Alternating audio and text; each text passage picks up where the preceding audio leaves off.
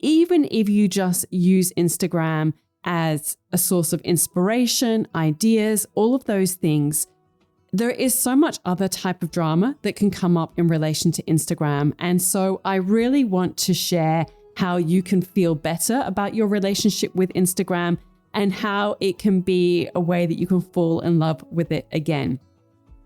Welcome to Imprint, a podcast about creating a home and life you love. I'm Natalie Walton, an interior designer, stylist, and best-selling author focused on an holistic approach to homes. Each week, I'm sharing insights and interviews about the creative process to help you enhance both your interiors and well-being, as well as provide you with the tools and resources to make considered and sustainable choices with all that you create. Hello, everyone. Welcome to Imprint. I'm so happy to have you join me today because I thought it would be a good opportunity to follow up on so many of the questions that I got in relation to Instagram when I had my account hacked. Now, I'm going to go into that in detail. If this has happened to you or you've got someone that you know who has had it happen to them. But first, I want to touch on how we can take the drama out of Instagram. Because when I was in the midst of thinking, I might not have an Instagram account, and how am I going to run my creative business if I don't have Instagram? But also, I felt also incredibly free of the thought that maybe I don't have to be on Instagram. And then looking at other ways that I could create community with people, share my projects, share my work, help others. What can we do beyond Instagram? So that's what we're going to have a look at today, because I know for so many of you who, you're creatives, you've got perhaps a creative business, maybe you're an interior designer, a stylist, you've got sort of some type of homewares business. Instagram is probably your everything right now. And if it is, you really want to take your reliance off Instagram. So I'm going to have a look at that. But even if you just use Instagram as a source of inspiration, ideas, all of those things, there is so much other type of drama that can come up in relation to Instagram. And so I really want to share how you can feel better about your relationship with Instagram and how it can be a way that you can fall in love with it again. So we're going to have a look at some of the ways that we can address these things, because I've had to spend a lot of time thinking about this, and I thought it would be helpful to share what I've learned with you in today's episode. So it really is a way to, as I said, take the drama out of Instagram and find a way to, in some ways, fall in love with it again. So we're going to do this in a few ways. I'm going to share how you can simplify the process of content creation for those of you who are in that world. Also, how you can sort of detoxify and curate your feed in terms of who you follow so that you can make it feel like that old Instagram. And if you are a creative business, how you can become less reliant on Instagram. So I'm going to go into each one of these in detail, because also during this whole process, I have started a new Instagram feed for the Renovation Ready project that I have created with my friend, Courtney Adamo. And so we have kind of had to start that Instagram feed from scratch. And it's been a beautiful process because it's really made me think, well, what kind of relationship do I want to have with Instagram?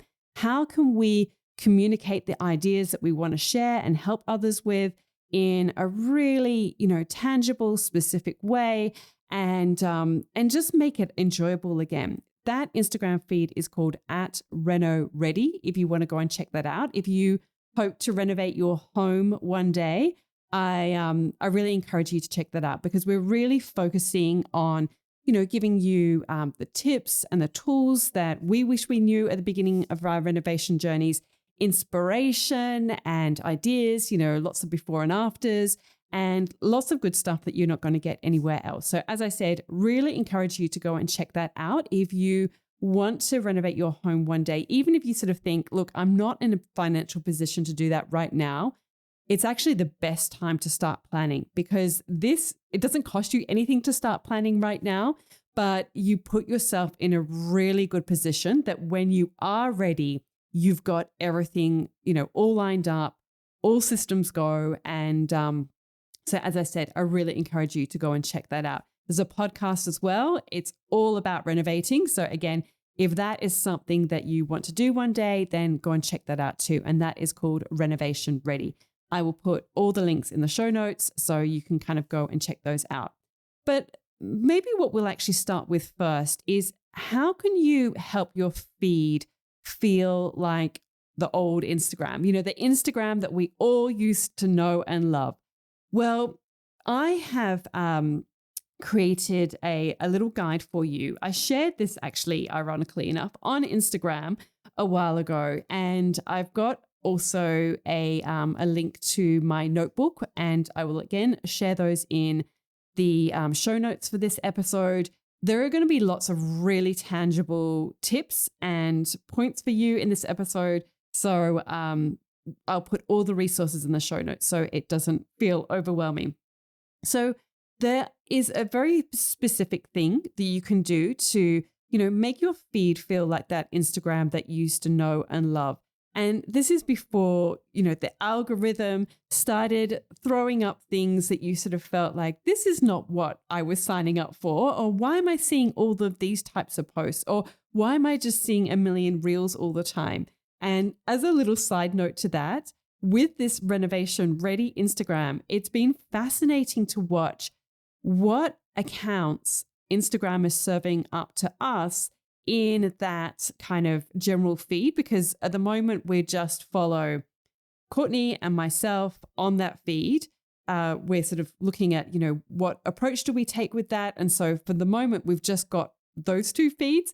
And so pretty much every post that Instagram is serving up for us to consume is a reel.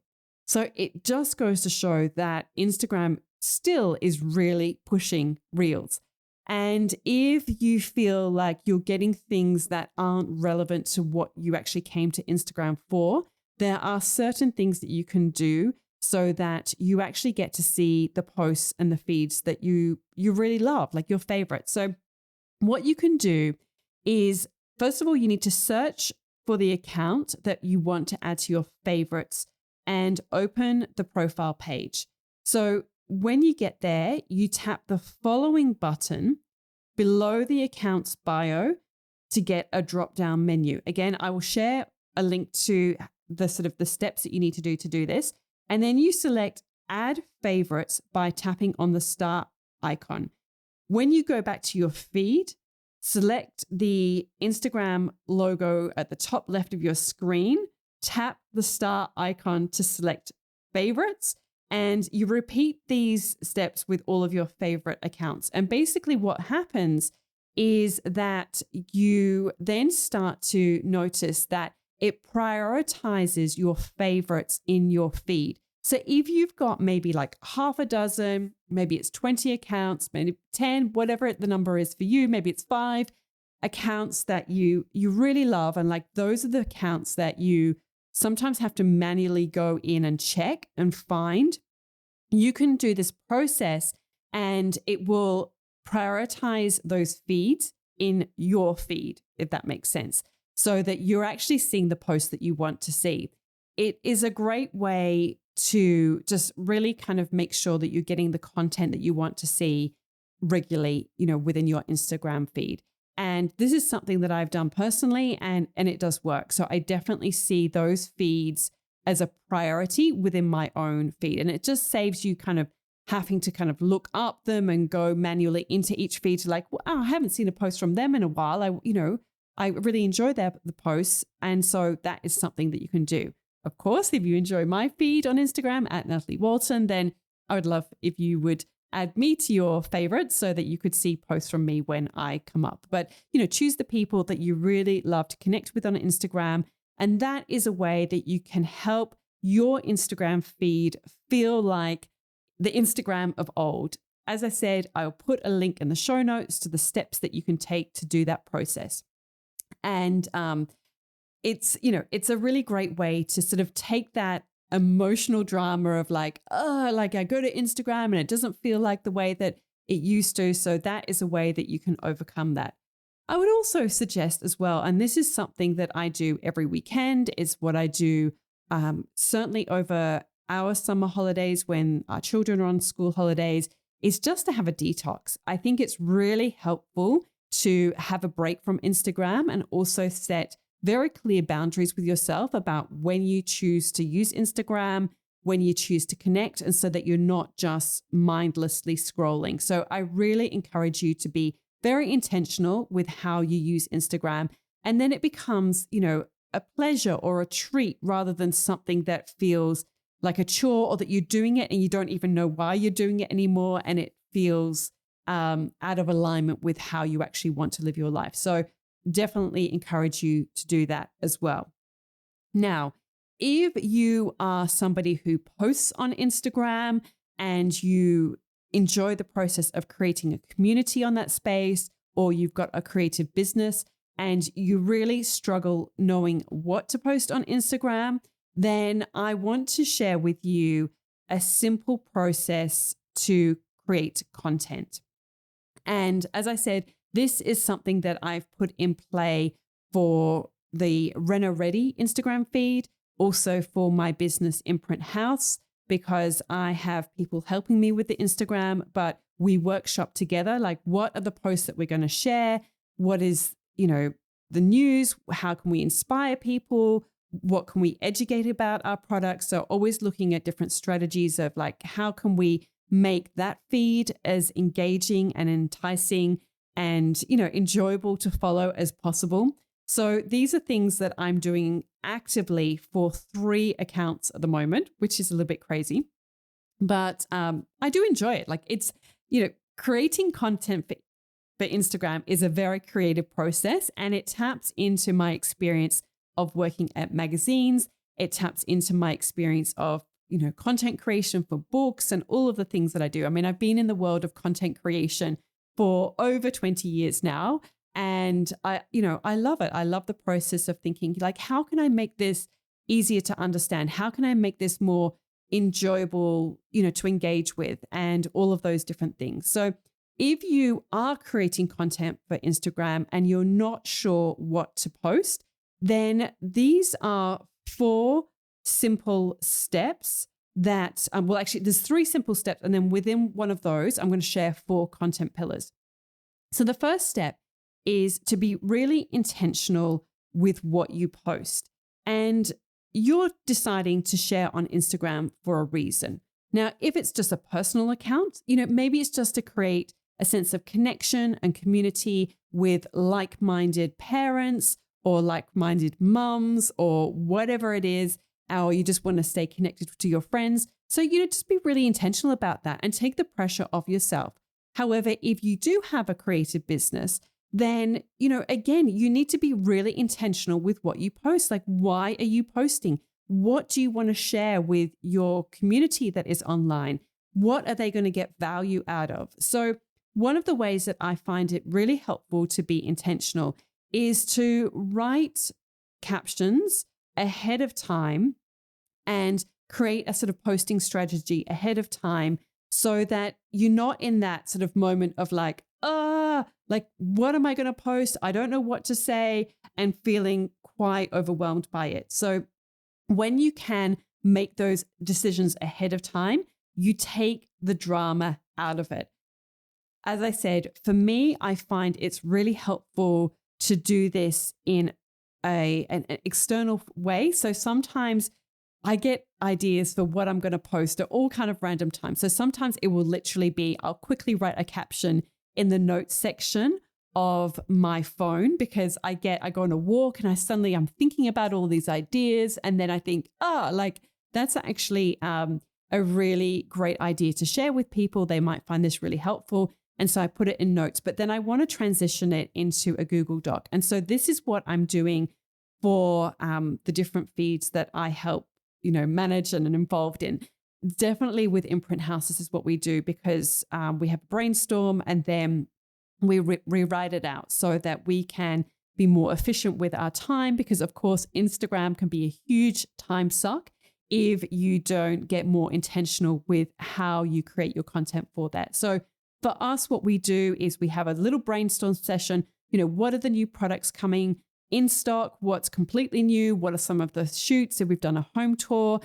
We did one recently at Courtney's place. So if you would like to see a home tour of her new beach house, go and check it out at Imprint House. And, so these are things that we're thinking about, like what's new. Do we have like an interior designer that has shared some of their products in a recent project? We're looking for all of these different things. And so we have that brainstorm session. Once we've done that, then it's really time to then create the captions. And we have a format that we use, like what is the sort of the topic of the post and what is the caption for it? And then what's the call to action at the end? Because of course, like it's go and check out the home tour, or go and find this product, the link is in our bio, it's a new product, or whatever it is. Like there always needs to be some kind of call to action. Otherwise, you're just taking people to a dead end at the end of your post. So being really intentional with what you post is very important. That is the first step to sort of taking the drama out of Instagram. And this is what I'm now implementing more in my own personal feed, so that I've coming to this whole process with a fresh perspective, fresh eyes, and how can I do this better? How can I make it easier? How can I make it more enjoyable? The next thing that I would say to you is that, which touches on that idea I've just shared, which is that you really need to plan ahead of time. So I really think that the more that you can plan ahead of time, the less it becomes about the emotion, the less time it takes up, the less drama that you create with all of this. So one of the ways that I also do this is with planning apps such as Planoly and Later. They're sort of two of the bigger ones. And because I'm a very visual person, I really lead with the image. I think that is more important to kind of really hook people in. Like that is the hook of my Instagram post, is the image. And I know that so many of my posts, the ones that do the best, they're a really beautiful image. And so that is where my focus and attention goes.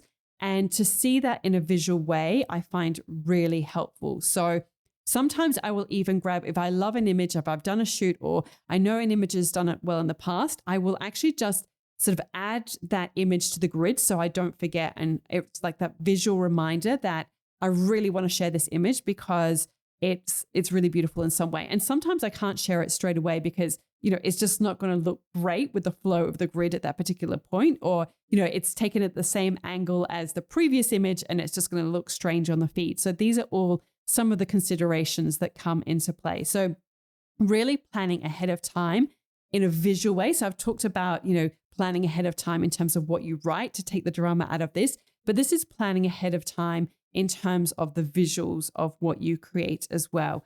And sort of having a bit of a roadmap of like, well, what are the things that I really want to be sharing and connecting with people as well? So that's kind of the second major strategy as well about it. There are things you can do as well, which can help simplify this process if you are creating other types of content. So with the Reno Ready feed, for example, we are now pulling out quotes from the podcast. We're pulling out some of the ideas behind, we've created a Reno rulebook.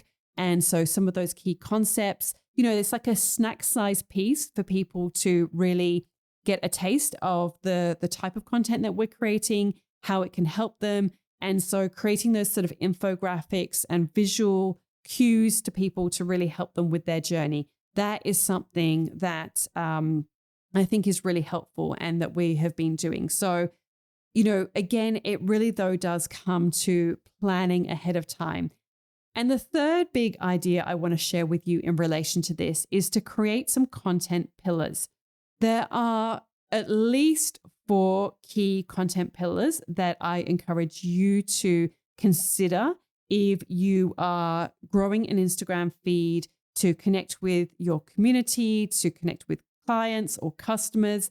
If you've got to create a business and you want to sort of build your audience, These are really important. And when you think in terms of having content pillars, again, it just takes the drama out of what to post, because you can just look at these and think, okay, like what are some of the things that I can do that is going to make it really easy for me to share, to show up, and for people to actually want to engage with my content, like that they're actually going to sort of want to come back for it. So these are, I'm going to give you them in one go, and then I'm going to explain each one of them. So you need to educate, entertain, which if you're not into sort of doing funny things, that could be finding your way to connect, inspire, and offer. And offer is really important. If you're an interior designer or a stylist, or you've got some kind of creative, product or service-based business,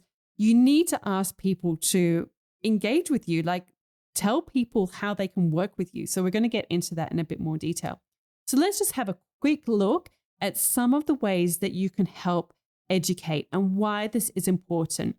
With educating, what it does is it builds trust, authority, and it helps add value and really position you as an expert in your field. Because what happens is that people buy or connect with people that they can trust. So it's not necessarily about, giving away like lots of how-to content. I know that I've sort of like gone down that path a little bit in the past. And while that can be helpful, and obviously, there's a reason why you do that. Sometimes that can also be very overwhelming for people. So it can be really helping people to understand something. To give you an example, it can be mistakes that you have made. Like I did an Instagram post, this is a while back, and it really resonated with a lot of people. And I shared how I got styling wrong in the beginning, like what I thought styling was. Like I thought being a stylist was like going out and buying a whole heap of props. And then I realized, actually, that is not what being a good stylist is. There is so much more to being a stylist than having a whole heap of props. But I just had it in my head that I needed to go out and buy props. And so I shared some examples of like what styling is and what styling isn't, or good styling is and isn't. And that really resonated with people, because I think there's so many assumptions that we can make. Or if someone is wanting to become a stylist, then, they think, oh, well, I need to go out and buy all these props. No, you don't need to do that. There are so many more important things that you need to do than go out and buy props. So that's just one example. But you could also sort of say, like, what are some common mistakes? Or like maybe, here are 3 signs that you're ready to do something. I have a decluttering course. So like maybe these are, 3 signs that it's really time for you to start decluttering your spaces. That could be an example. I mean, there's so many different ways that you can approach this. So it's really about sharing like common mistakes, the benefits of something, maybe mindset changes that people might have about something, which is really what these are things that I thought styling was, but it actually wasn't. That really was, changing the way that I thought about what styling was. And you can share sort of tools that you use, programs that you use, your favorite design books, whatever it is for you and relates to your particular business. Another one, which is to inspire. I mean, in some ways, this is the fun, easy one for some of you. I know that for me, I do have an archive of professionally shot images that are really easy to draw on. And I know that those posts always do really well. When I share a beautiful image, I know whenever I share like an image of my living room in the main house, that always does really well. When I share images of the studio, they always do really well. And you can, share this in the context of like a before and after. People always love to see before and after. So, really sort of sharing in content or imagery that is really inspiring others. It inspires them to want to follow you. It inspires them to want to work with you. And, it's really a way to help people connect with you, which then goes into this third content pillar, which is really about finding a way to connect with your community and connect with your audience. And one of the easiest ways to do this is to be offering a sort of type of entertainment. Now, I'm struggling with this word because I'm not a naturally funny person. You might have noticed that I'm not particularly funny. Some people have just kind of got that, or they can be really, they love gifts. They love, those kind of posts. And for me, there's just not me. So you've got to do you. You've got to do what feels right for you in your voice. Like, how can you entertain? Because let's face it, most people go onto Instagram because they want to be entertained in some kind of way. It's often a sort of a distraction. It's like I just want to like zone out for a few minutes. So how can people zone out on your feed in a way that, it's inoffensive? It maybe makes them feel good in some way. It makes them feel connected to you. And so for me, I'm not going to start doing dances on Instagram. I'm not going to start dancing on Reels. But there are other ways that I can entertain. There are other ways that I can create that connection. And these are some ideas that might be relevant for you or might help you with your creative product or service or business. So for me, I know that people really love watching when I style spaces. I know that that can be really enjoyable and calming and beautiful to watch for other people, because I have some feeds that I see that on, and that's what value I get out of that. So think of ways that you can create that sort of sense of entertainment or, that sense of joy for other people to connect with what you do. And really embrace like your personality in this. Do it in your way, what makes you unique. Let them know, like, what is it that makes you you? What is your point of difference? Doing it in a way that feels authentic to you. And that really builds that kind of know, like, and trust factor. So there are so many different ways that you can do this. You could share like a day in the life of being a photographer. You could share, behind the scenes maybe of your work. If you are an interior designer, maybe it's a shoot day and it's like you do a sped up video of like unpacking all the things for install day or whatever it is. Like there are so many different ways that you can share and connect in this sense. And then the last one that I want to touch on is making an offer. Now, I know for so many of you, myself included, making an offer can feel a little bit icky, and it's the sort of thing that you feel like you're out of the comfort zone. But at least once a week, you really need to make an offer to your audience. And so what do I mean by that? So you need to invite people in your community to take that next step with you. And that could be that you have created a free resource for them that, you encourage them. You say, hey, look, if you want to go deeper with these ideas, then please make sure that you come and grab this free resource. I have shared already that we've got this Reno rulebook for the Reno Ready, feed.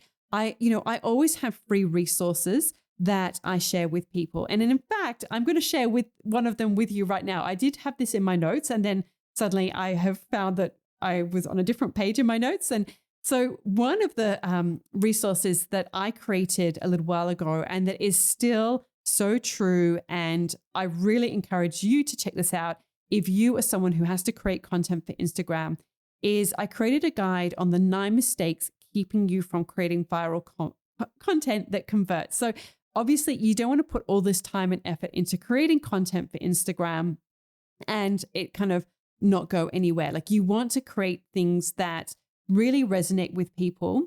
And in it, I include a checklist on, the steps that you need to take to really create the content that resonates with people. So if that is something that sounds appealing to you, then I encourage you to go and check that out.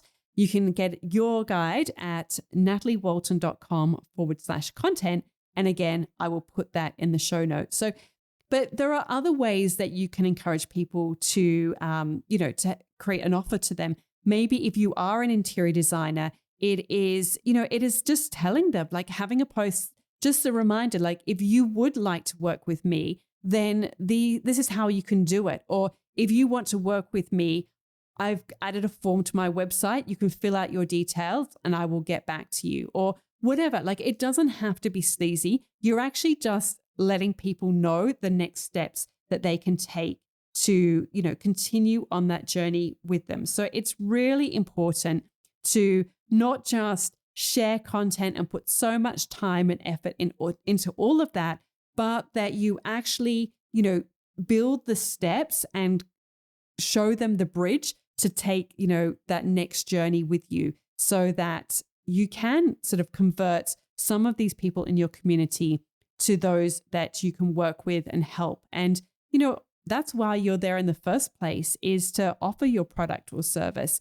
And you've got to let them know how they can take those next steps.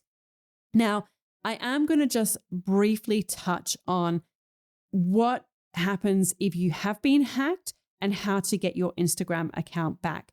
I will say that this is detailed on my website. And again, I will link to this in the show notes. I feel like I've said that about 20 times today, but I've just got so many different resources for you. So wherever you're at, I've got something for you. But what I want you to know is that I really have stepped up, because I was starting to get lots of questions from people like, they knew somebody who'd been hacked and like, what did you learn? Is there anything that they can ask you?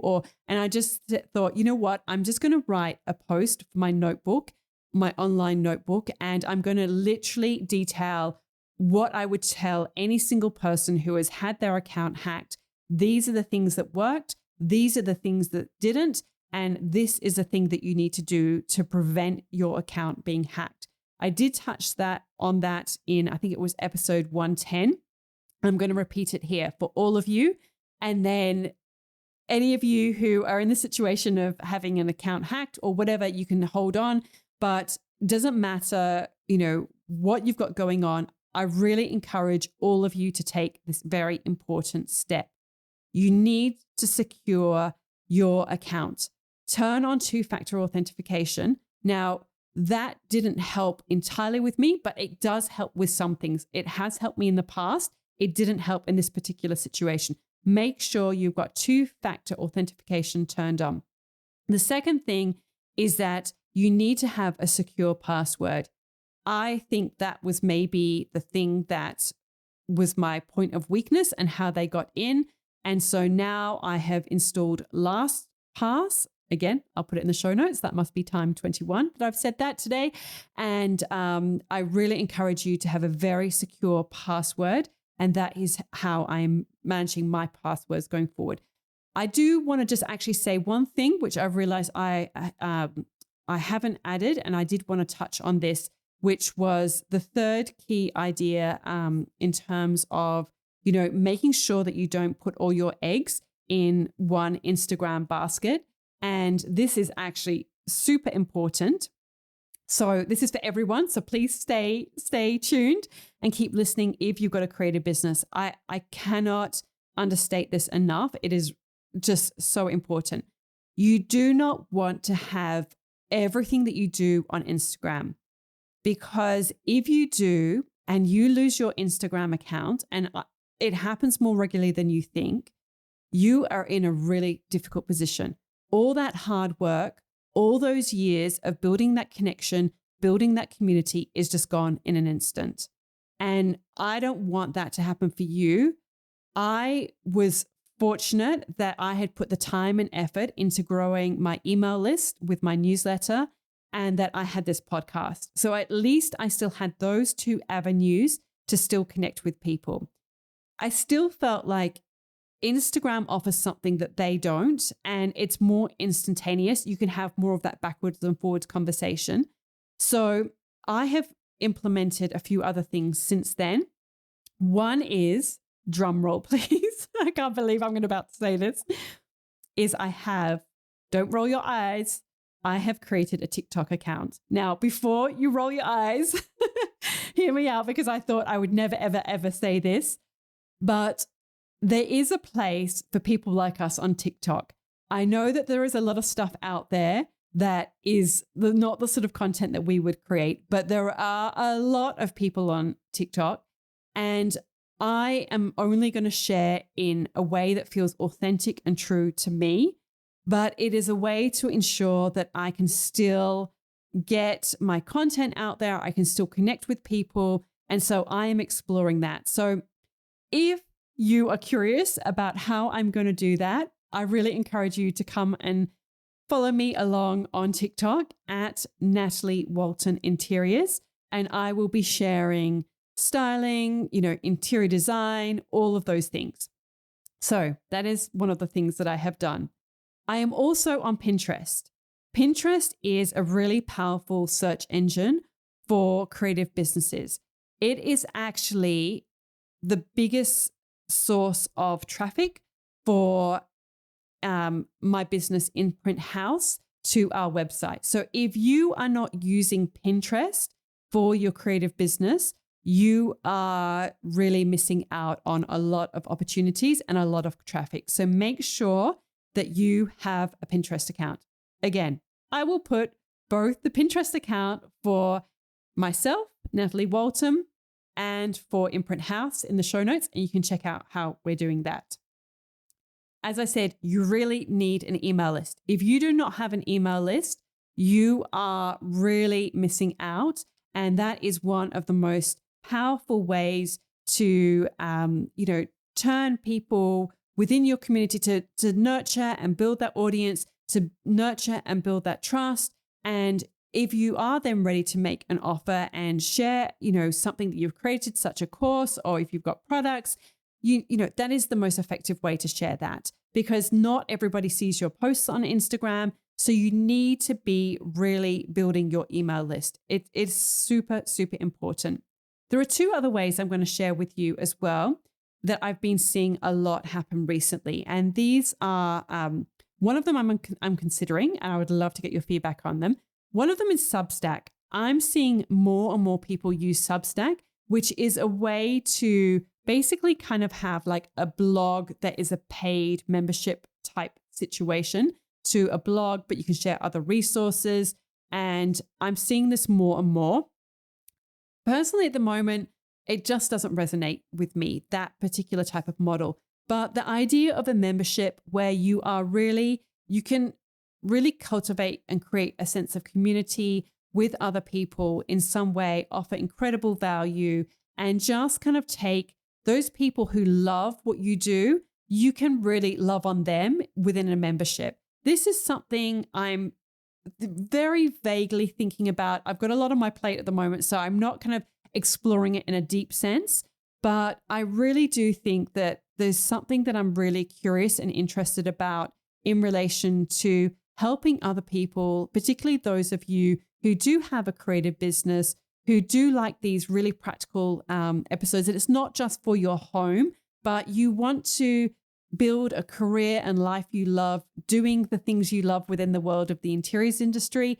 And I feel like I have learned so many lessons. And how can I share that? Yes, I've got my courses, which are very specific. This is how to learn how to style. This is to learn how to, simplify your spaces with decluttering. This is how to learn how to design and decorate your spaces. I've got my courses and they are amazing, but how can I take that to the kind of the next level for those of you who really want to kind of learn the strategies of how to build your interior design business, how to build your styling business, how to build your, if you've got a homewares business. I know so much what I've learned over the years. So anyway, like I said, at the moment, I'm letting that simmer in the background. That's what I do. I kind of get an idea and I need to just let it sit there and think, is this something that is worth taking on? How can I do this in a way that really, adds value to other people, really helps them, but also really works within like the ecosystem of my business. So just wanted to share that out with you. As I said, for those of you who have been hacked, what I'm going to say for you is I actually think the best thing you need to do is go and check out this notebook post. It literally puts in step by step what you need to do, what worked, what didn't, and as I said, how to protect your account. So, but in a nutshell, I'm going to say you need to get in contact with a human at Facebook and or Instagram. And that YouTube, like go into YouTube and search within YouTube very specific examples of what's happened to you. And there are so many different helpful resources on there. I'm going to leave it at that for now because this actually ended up being quite a big episode. But as I said, I will put the link in the show notes for that information on what to do if you have been hacked. And please share that with anyone that you know who is struggling with that. So I hope that you have found this really helpful. I'm just going to do a quick recap because I feel like I've shared a lot of information. As I said, my intention with this episode was really to help you take the drama out of Instagram and to help you fall in love with it again. And so much of the drama relates to, like feeling less than on Instagram and how you can enjoy the experience again. And I shared how you can really curate your feed in terms of who you follow. The second one was like having all this drama about what to post. And I have shared with you some very simple, tangible tools for you in terms of really understanding what to post. And the third idea was to make sure that you don't have all of your eggs in an Instagram basket so that you aren't relying on Instagram for everything in your creative business. I cannot understate this enough.